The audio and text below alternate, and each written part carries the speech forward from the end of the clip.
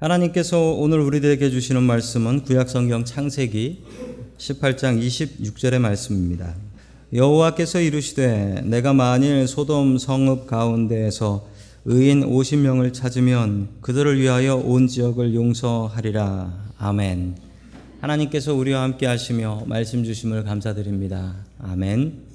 자, 우리 옆에 계신 분들과 인사 나누겠습니다. 반갑습니다. 예, 반갑습니다. 인사하겠습니다.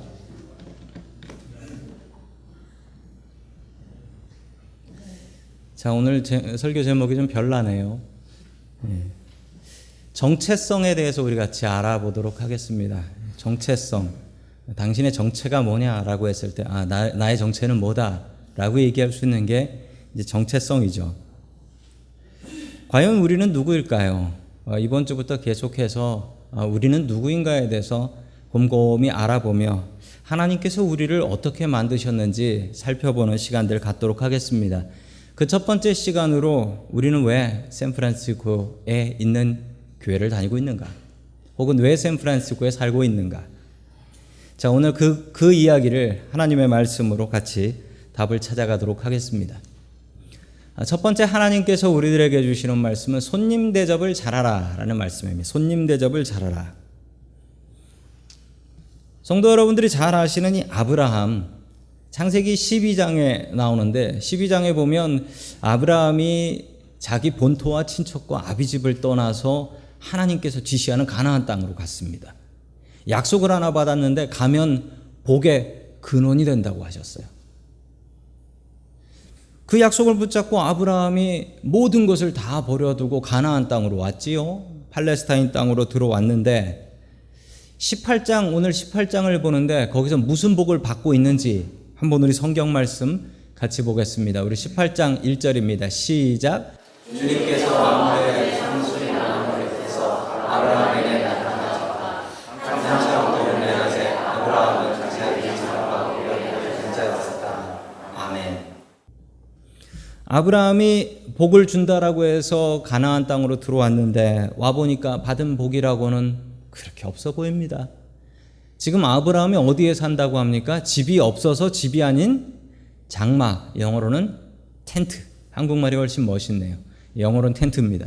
텐트에서 살고 있었다라는 겁니다. 한창 더운 대낮에라는 말이 텐트하고 잘 어울리지 않습니다. 텐트 치고 놀아보신 분들은 아시죠? 텐트 쳐보신 분들은 아십니다. 텐트는 밤에 들어가는 곳이지 낮엔 절대 들어갈 곳이 못 됩니다. 그렇죠? 너무나 더워서 텐트는 들어갈 수가 없어요. 자, 한창 더운 대낮에 아브라함은 텐트 안에 들어가지 못하고 장막 어귀에 앉아서 그 그늘에서 햇볕을 피하고 있었던 거예요. 너무 더우니까 그늘에서 햇볕을 피하고 앉아 있었다. 아니, 본토와 친척과 아비집을 떠나서 믿음으로 갔더니만 결론적으로 얻은 게 없네요. 자식이 있는 것도 아니고 땅을 얻은 것도 아니고 집이 있는 것도 아니고 도무지 주신다고 했던 복, 받는다고 했던 복은 도대체 어디에 있습니까? 아브라함이 갑자기 눈을 들어서 보니까 우리 2절과 같은 말씀이 나옵니다. 우리 2절 말씀 같이 봅니다. 시작. 아브라함이 고개를 들고 보니 사람들이 그쪽에 서 있었다. 그는 그들을 보자 장막에 뛰어서 달려가서 그들을 맞이하며 땅에 엎드려서 절을 하였다. 아멘. 종종 이런 생각 갖는 분들, 이민 오신 분들 중에 있습니다. 미국 와서 살면서 내가 미국에 왜 와 있을까? 내가 한국에 있었으면 조금 더 나았을 텐데. 이런 상상하시는 분들 계십니다. 아마 아브라함의 마음이 이런 마음이 아니었나 싶습니다. 텐트 한 곁에 그늘을 내서 햇볕을 피하면서 내가 지금 복에 근원된다고 여기까지 왔는데 나 지금 여기서 뭐하고 있는 건가? 그러던 중에 갑자기 앞에 세 사람이 건너편에 서 있는 것을 봅니다. 그 세 사람을 보고서 아브라함이 했던 일은 그냥 달려가서 그들을 맞이하고 인사하고 어떻게 했다고 그래요? 땅에 엎드려서 절을 했다. 아니, 누군 줄 알고. 누군지를 알 수가 없지만 대충은 알 수 있어요. 이 사람들이 귀한 사람인지 아닌지 옷을 보면 압니다. 옷을 보면 이 사람이 참 귀한 사람, 높은 사람이구나, 이런 건 알 수 있어요. 그렇지만 그 사람이 누군지는 알 수 없죠. 자, 그냥 3명을 보고 가서 절을 했습니다. 냅다 절을 하고 우리 집에 와서 식사들 하십시다 라고 모십니다. 그리고 송아지를 잡게 해요. 송아지 고기가 맛있으니까 그걸 잡게 하는데, 그걸 잡아서 요리를 하는데 종들이 어르신인데 종을 안 시키고 아내인 사라한테 시킵니다. 당신이 직접 요리하시오. 귀한 손님이요. 알지도 못하는 사람을 불러다가 왜 먹입니까? 제가 이 말씀을요, 한국에서 읽었을 땐 도무지 이게 이해가 안 되는 거야. 도무지 이게. 근데 미국에 오니까 이게 좀 이해가 되더라고요. 제가 처음엔 미국 와가지고, 제가 저 머린 카운티 저 북쪽에 살았는데, 그쪽에서 그 장을 보러 갔다가 거기서 한국말 하는 사람을 만났어요. 얼마나 반갑던지. 제가 가서 인사를 했잖아요. 인사를 했더니 피하더라고요. 전 너무 동포를 만나서 너무 반가웠는데 제가 다가오니까 이상한 사람인 줄 알고 피하더라고요. 얼마 전에 다른 주에서 오신 목사님 한 분을 만났습니다. 그 다른 주에서 오신 목사님이 그러시더라고요. 자기 동네에는 한국 사람이 단 한 명도 없었대요. 단 한 명도. 그래서 한국 사람을 만나면 그날은 복권 맞은 날이래요.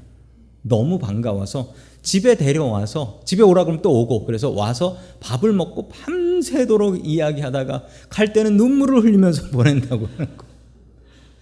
아는 사람이냐고. 모르는 사람이래요. 너무 외로워서. 사람은 많은데 한국 사람이 없으니 너무 외로워서, 한국말 하는 게 너무 좋아서 그렇게 밥 먹이고 갈 때는 눈물이 흐르고 다음에 또 오세요 이러고 보냈다는 거예요. 저는 이 마음을 한국에 있을 때 몰랐어요. 근데 미국 오니까 내가 이 마음을 알겠더라고요. 아브라함의 마음이 바로 그런 마음입니다. 나그네로 살아가면서 지나가는 나그네를 만나면 그냥 반가운 거예요. 당신도 나그네인가? 나도 나그네요. 그러면서 밥 대접을 한 겁니다. 그런데 기가 막힌 것은 이렇게 대접했던 이 세 사람이 누구였냐면, 한 분은 하나님, 두 분은 천사였어요. 한 분은 하나님이었고 두 분은 천사였어요.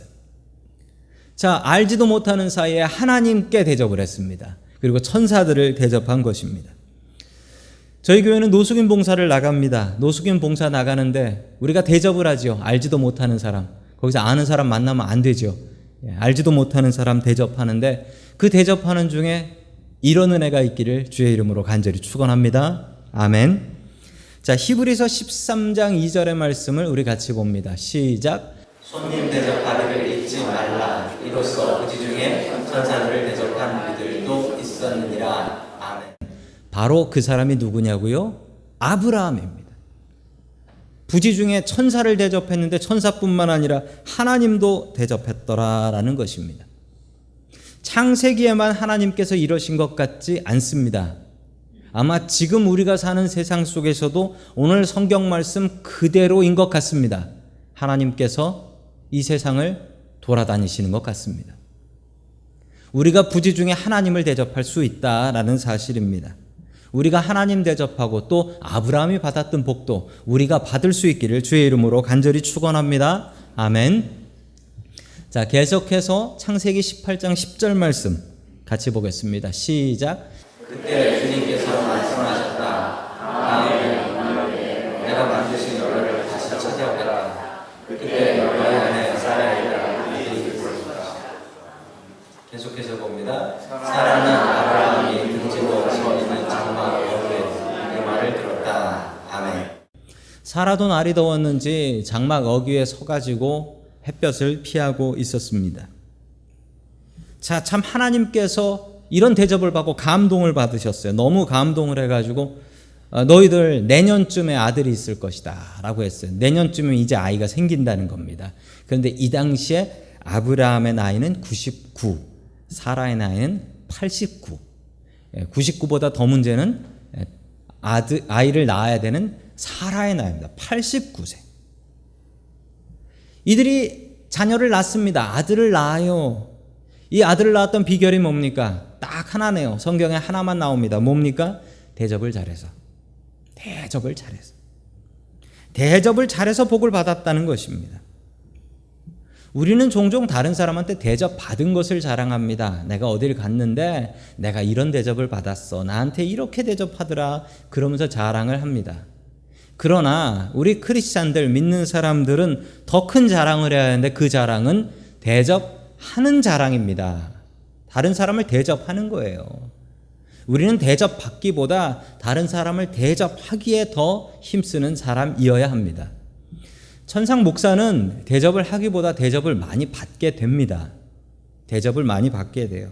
그래서 제가 신방 갈 때 꼭 지키는 원칙이 있는데 저는 빈손으로 가지 않으려고 노력을 합니다. 갈 때 뭐 하나라도 꼭 들고 가려고 애를 씁니다.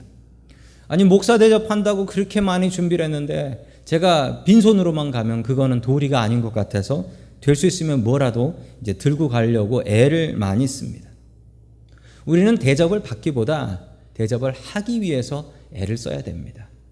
지난 주일날 저녁에 저희 집에 손님이 한 가족이 오셨어요. 한 가족, 거의 두 가족이 오셨는데 그 리노에 계신 목사님 가족이 저희 집에 오셨어요. 그렇게 친한 분은 아닌데 리노에서 수고하면서 목회하는 목사님이셔서 제가 당연히 집으로 초대해가지고 주일 저녁에 솔직히 목사가 주일 저녁에 좀 피곤하거든요. 근데 주일 저녁에 저희 집 오십시오 해가지고 저희 집에서 있는 재료 해가지고 맛있게 잘 먹었습니다. 드시는 분보다 제가 더 기뻤습니다. 그 이유는 대접받는 것보다 대접하는 것이 더욱더 귀하기 때문입니다. 잘 대접하는 사람이 되십시오. 잘 대접하는 사람이 되십시오. 아브라함은 잘 대접해서 되지도 않는 아들 낳는 복을 받았습니다. 혹시나 내가 잘 대접했다가 아들 낳을까 봐 대접 못해요 이런 분 계신가요? 예, 그러지 마십시오. 잘 대접해야 됩니다. 우리 다락방이 서로 대접하고 우리 나가는 다락방 할 때 서로 우리 집으로 가십시다 라고 할 수 있는 그런 다락방, 그런 교회가 되어야 됩니다. 알지 못하는 사람들 대접하는 그런 교회가 되어야 됩니다. 주님의 이름으로 서로가 서로를 대접할 수 있는 저와 성도 여러분들 될 수 있기를 주님의 이름으로 간절히 축원합니다. 아멘. 두 번째, 하나님께서 우리들에게 주시는 말씀은 하나님을 믿고 웃어라 라는 말씀입니다. 하나님을 믿고 웃어라. 어떤 분은 이런 얘기를 합니다. 아브라함이 100살에 아이를 낳았다라고 하는데 정말 100살일까? 그 또 의심될 만한 게 그 성경에 보면 사람 중에 제일 오래 살았다는 사람인데 무두셀라라는 사람인데요. 이분이 자그마치 969세를 살았어요. 그러니 의심이 갈 만하죠. 그래서 어떤 분들이 이렇게 얘기합니다. 그때는 1년이 한 달이었다. 이렇게 설명하시는 분도 있어요. 그래서 이게 969세가 아니라는 거예요. 근데 그렇지 않은 것 같습니다. 성경 말씀 그대로 사실인 것 같아요. 우리 창세기 18장 12절의 말씀 같이 보겠습니다. 시작. 그러므로 사라는 나의 기름이 다 쇠해지고 나의 남편도 늙었는데 어찌 나에게 그런 즐거운 일이 있으랴 하고 속으로 웃으면서 중얼거렸다. 아멘. 자, 사라가 이 이야기를 들었습니다. 이 이야기를 듣고 사라의 반응은 내가 아들을 낳는데 라는 게 아니라 그냥 웃어버렸다라는 거예요. 내가 여자로서의 기능이 다 끝났는데 어떻게 아이를 낳겠는가? 지금 이 이야기를 듣는 이 아브라함의 나이는 99, 사라의 나이는 89. 딱 그 반응입니다. 99, 89가 들었을 때 나오는 반응. 속으로 그냥 웃었다라는 거예요. 속으로. 자, 이 속으로 웃은 것을 하나님께서 들으셨습니다. 그리고 13절에서 이렇게 말씀하십니다. 같이 봅니다. 시작. 그때 주님께서 아브라함에게 말씀하셨다. 어찌하여 사라가 웃으면서 이 늙은 나이에 내가 어찌 아들을 낳으랴 하느냐. 아멘. 속으로 중얼거렸어요. 사라는 절대로 겉으로 웃지 않았습니다. 겉으로 웃고 비웃지 않았어요. 속으로 웃었습니다. 그런데 이걸 누가 들었다고요? 하나님께서 들으셨습니다. 우리가 말 조심하고 살아야 됩니다. 말은 한번 하고 나면 끝이에요. 말은 늘 하고 나면 후회가 돼요. 자, 말 조심해야 되는데 하나님께 또 하나 우리가 조심해야 될 게 있습니다. 마음 조심도 해야 됩니다. 하나님께는 마음도 조심해야 돼요. 왜냐하면 하나님께서는 우리의 말만 듣는 것이 아니라 우리의 마음속도 이미 보고 계시기 때문이에요. 사라는 하나님을 비웃었습니다. 사라는 하나님을 비웃었어요. 우리가 알 수 있는 참 중요하고 안타까운 사실 하나가 있는데, 그것은 사람은 하나님도 비웃을 수 있다라는 사실입니다. 혹시 그런 경험 가져보신 분들 계실 겁니다. 사람이 하나님을 비웃을 수 있나? 비웃을 수 있죠. 비웃는다고 하나님께서 하늘에서 날벼락을 떨어뜨리시지 않습니다. 그래서 사람은 하나님도 비웃습니다. 종종 우리는 이런 생각을 합니다. 하나님께, 하나님 이렇게 저렇게 해주세요. 그러면서 속으로 드는 생각은, 내가 하나님이면 이렇게 안 한다. 내가 하나님이면 이렇게 안 한다. 하나님이 살아계시면 어떻게 세상에 이렇게 전쟁이 가득합니까? 불의가 가득합니까? 하박국 선지자는 그렇게 얘기하잖아요. 왜 하나님이 이러실까? 속으로 생각하면서 내가 하나님이면 이거보다 잘한다. 우리가 하나님 되면 이거보다 잘할 수 있을까요? 하나님을 우습게 생각하지 마십시오. 자, 15절의 말씀 계속해서 봅니다. 15절입니다. 시작. 사람이 두려워서 거짓말을 하였다. 저는 웃지 않았습니다. 그러나 주님께서 말씀하셨다. 아니다, 너는 웃었다. 아멘. 사라가 놀라서 거짓말을 합니다. 이게 거짓말이기도 하고 아닌 것이기도 해요. 왜냐하면 사라는 자기 입으로 웃진 않았거든요. 속으로 웃었거든요. 근데 이미 속을 알아버리니 깜짝 놀란 거죠. 그러나 하나님께서, 아니 너 웃었어. 하나님과 사라가 이 다툼을 하고 있습니다. 자, 사라가 두려워서 거짓말을 했지요. 저는 웃지 않았습니다 라고 거짓말을 했는데, 성경은 이것을 거짓말이라고 합니다. 거짓말. 아니 어떻게 이게 거짓말이에요? 사라가 속으로만 해. 겉으로 웃지 않았는데. 근데 성경은 이걸 거짓말이라고 해요. 우리는 하나님 앞에 솔직해야 됩니다. 우리가 하나님 앞에 거짓말하면 안 됩니다. 하나님 앞에 솔직하지 않은 것을 성경은 거짓말이라고 해요. 거짓말.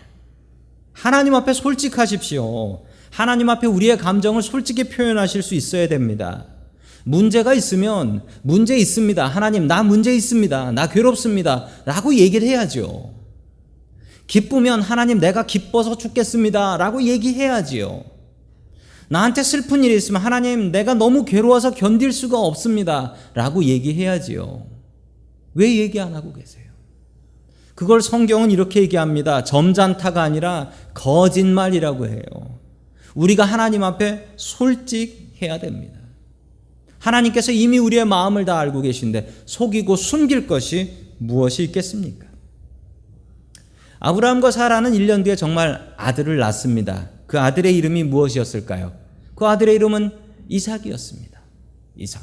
이 이삭이라는 이름은 미국 사람들 이름 중에도 참 많지요. 아이작이라는 이름은 많이 있습니다. 자, 아이작이라고 이름을 지어주셨는데 그 이름의 뜻이 웃음입니다. 그런데 이 이름을 누가 지었을까요? 이 이름을 하나님께서 지어주셨습니다. 하나님께서 너 아들을 낳을 거야. 근데 그 아들의 이름은 웃음이야. 이 얘기를 들었을 때 사라의 반응이 어땠을까요? 깜짝 놀랐을 겁니다. 이 웃음을 생각하면 뭐가 생각납니까? 하나님께서 아들을 낳는다고 했는데 비웃었잖아요. 아이고, 이거 하나님의 뒤끝이 대단하십니다. 아들을 주셨는데 그 아들 이름이 웃음이야. 뒤끝이 너무, 뒤끝 장렬이라고 하죠. 이 뒤끝이 너무 대단하신 거예요. 어쩔 수 없이 그 아이의 이름을 이삭, 웃음이라고 짓습니다. 그런데 아이를 키우면서 하나님의 그 큰 뜻을 알게 됩니다. 이 웃음이 너 내 능력을 비웃었어의 웃음이 아니고 이 이삭이라는 어린아이 때문에 집안에 웃음이 가득하게 되는 거예요. 그 아이 하나 때문에. 아이를 키우시는 분들은 아실 겁니다. 애 키우는 게 얼마나 힘듭니까? 여자분들 우울증 생길 정도로 애 키우는 건 힘들어요. 그런데 애가 있어야 웃어요. 우리 젊은 분들은 애 키우면서 늘 목표가 얘들 언제 다 치우나, 얘들 언제 다 대학 보내고 다 치워서 편안하게 사나. 근데 그렇게 사는 선배님들한테 한번 물어보세요. 뭐라고 얘기하나? 웃을 일이 없어 라고 얘기해요. 웃을 일이 없어. 어떻게 된 일입니까? 애들이 있어야 웃지요. 애들이 있어야 웃지요. 오늘도 예배 드리는데 애 우는 소리가 막 나요. 그러면 예배에 조금 집중이 안 되죠. 그런데 성도 여러분, 교회에 애 우는 소리가 안 나면은 웃을 일이 없어요. 웃을 일이. 하나님께서 이삭의 이름을 지어주셨습니다. 웃음. 그때 알게 됩니다. 내가 믿음이 없어서 하나님을 비웃었는데 그것을 하나님께서는 나에게 기쁨의 웃음으로 바꿔주셨구나. 그때 깨달아 알게 됩니다. 하나님은 이런 분이십니다. 하나님은 이런 분이세요. 우리가 믿음이 없어서 하나님의 능력을 비웃을 때가 있습니다. 믿음이 없어서 하나님 왜 나 안 도와주십니까? 라고 할 때가 있습니다. 그런데 그때 하나님께서는 그 내 마음을 아시고 그 마음을 웃음으로 바꿔주시는 분이십니다.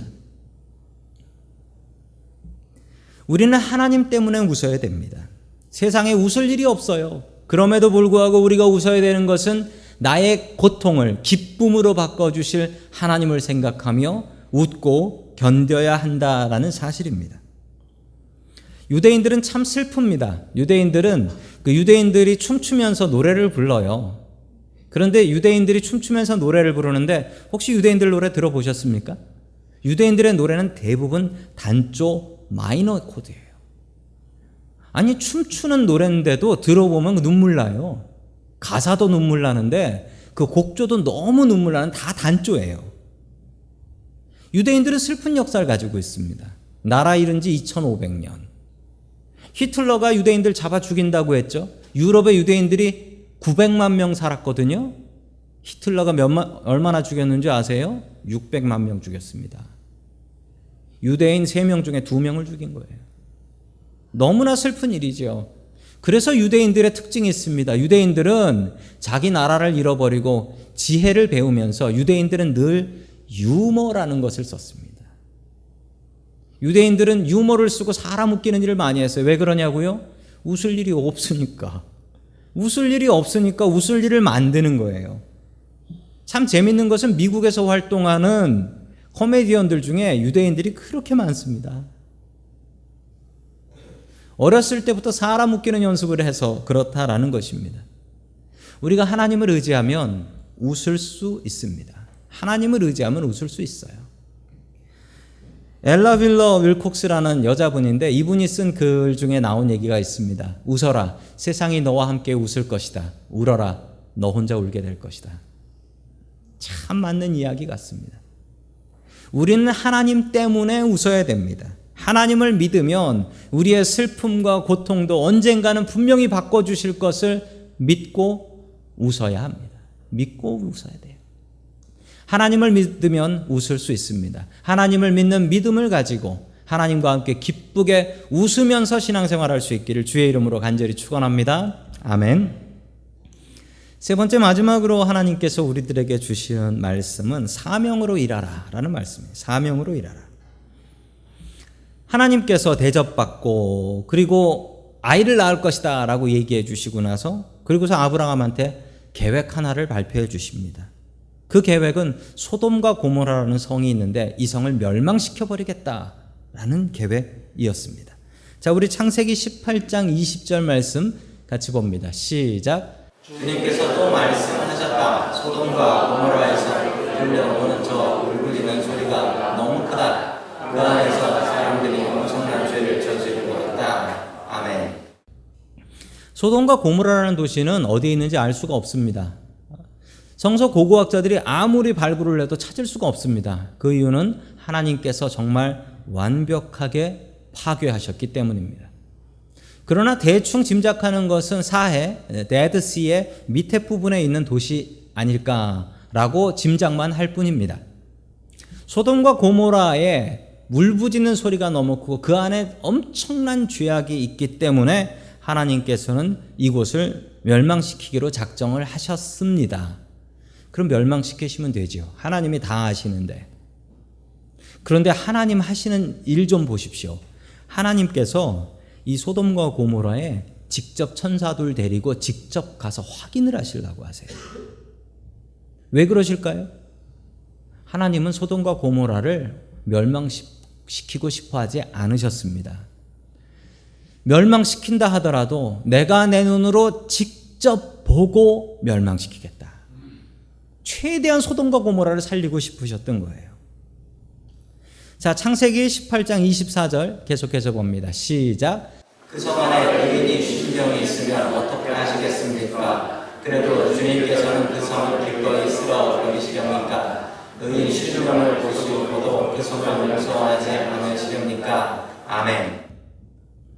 아브라함이 기도를 시작하는데 아브라함이 딜하는 기도를 시작해요. 하나님하고 딜을 하네요. 처음에 50명을 합니다. 50명. 하나님 50명 있으면은 용서해 주시겠습니까?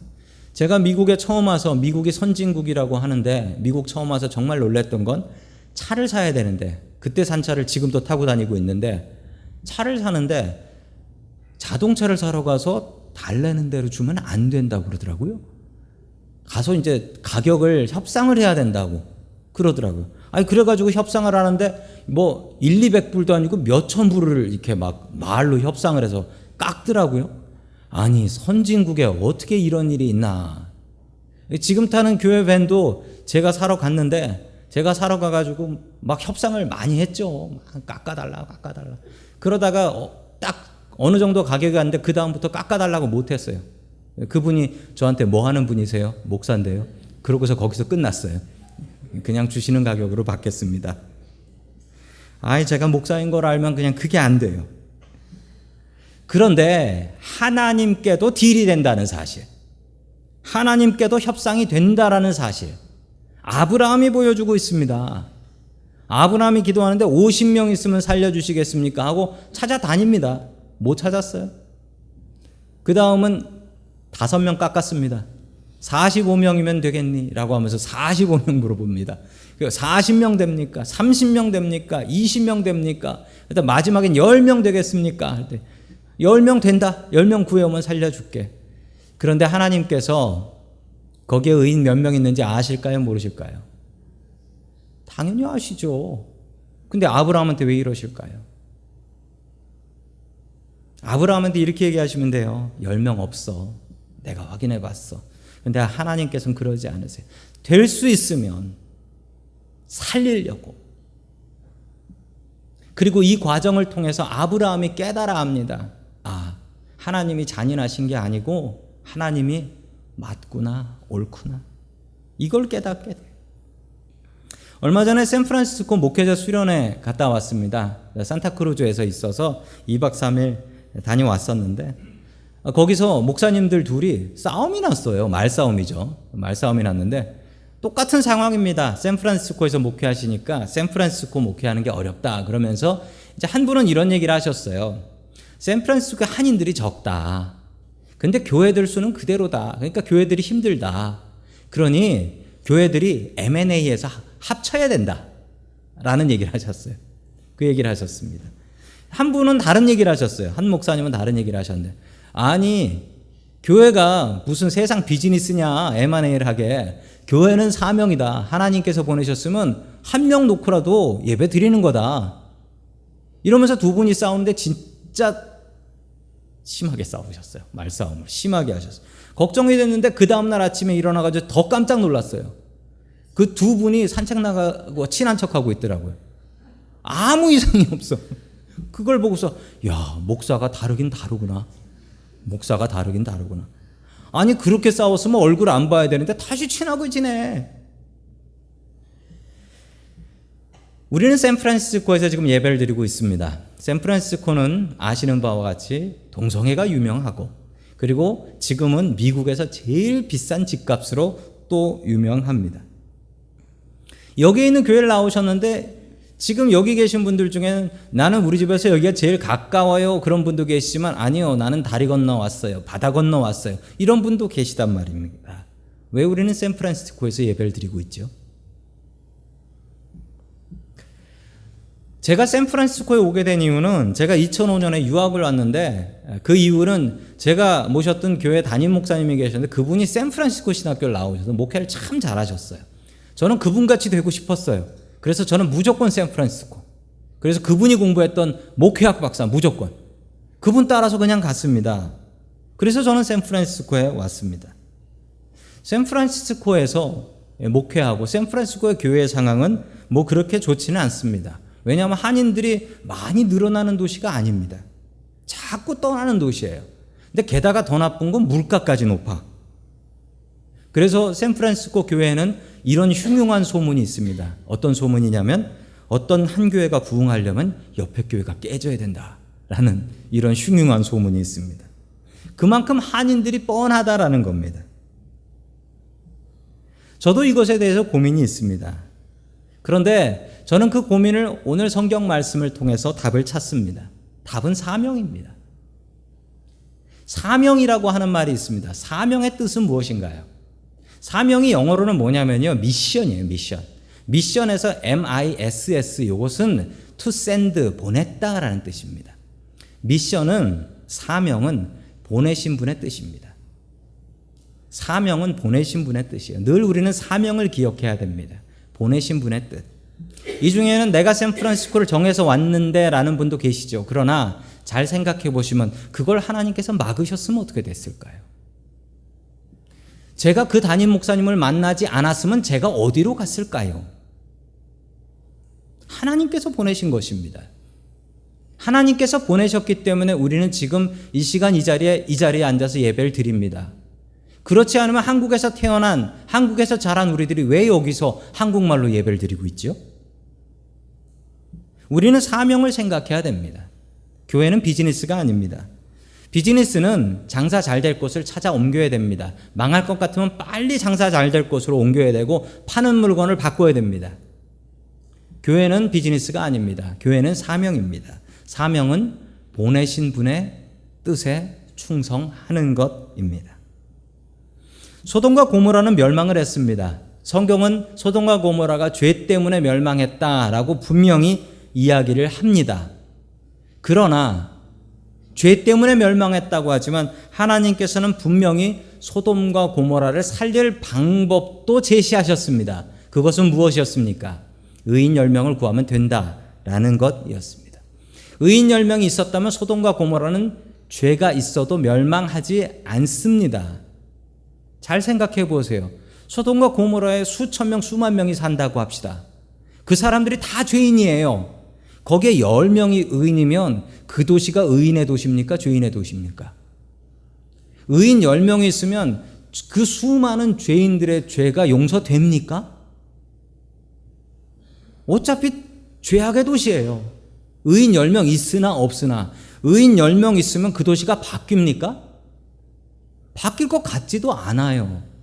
근데 하나님께서 그 뒤를 받아들이십니다. 의인 10명 있으면 멸망 안 시킬게. 이게 우리의 사명입니다. 우리가 한국말로 이곳에서 예배를 드립니다. 그리고 한 달에 한 번은 나가서 노숙인들 밥을 주지요. 이렇게 하면 세상이 바뀝니까? 죄악의 도시라고 합니다. 이 도시가. 그리고 통계를 보니까 미국에서 교회 제일 안 다니는 사람 모인 도시가 이 도시래요. 먹을 거 말고 놀 거 많아서. 2등하고도 한참 차이 난대요. 61%가 교회를 다녀본 적도 없고 다닐 생각도 없는 사람들이래요. 우리에게 주신 사명이 여기에 있습니다. 이 도시를 살리는 사명이 우리에게 있습니다. 하나님께서는 이 도시의 죄악을 보시지 않습니다. 하나님께서는 이 도시의 의인들을 보십니다. 이렇게 예배드리는 우리들을 보십니다. 바쁜 중에 주님 앞에 나와서 무릎 꿇고 예배드리는 우리들을 보셔서 이 도시를 살려주십니다. 자, 오늘 집에 가시면서 미국 사람들 만나면 당당하게 얘기하십시오. 내 덕분에 너 사는 줄 알아라 라고 당당하게 얘기하실 수 있어야 됩니다. 영어로 모르시면 이따 오셔서 물어보세요. 우리가 이 도시에 있는 한, 우리가 이 도시의 의인으로 남아있는 한 하나님께서는 이 도시를 살려주실 것입니다. 오늘 성경이 분명히 우리에게 하는 이야기입니다. 세상에 죄가 많다, 이곳은 동성애가 많다라고 이야기하지 마십시오. 그건 하나님께서 하실 일이지, 죄를 지적하는 건 하나님께서 하실 일이지 사람의 할 일은 아닙니다. 우리는 열심히 모여서 이 도시를 변화시키기 위해서, 이 도시를 살리기 위해서 이 도시의 의인이 되어야 합니다. 하나님께서 우리를 이 도시에 왜 보내주셨을까요? 그 사명을 찾으십시오. 보내신 분의 뜻은 무엇일까요? 그 뜻을 찾고 그 뜻에 충성하며 살아갈 길을 주의 이름으로 간절히 축원합니다. 아멘.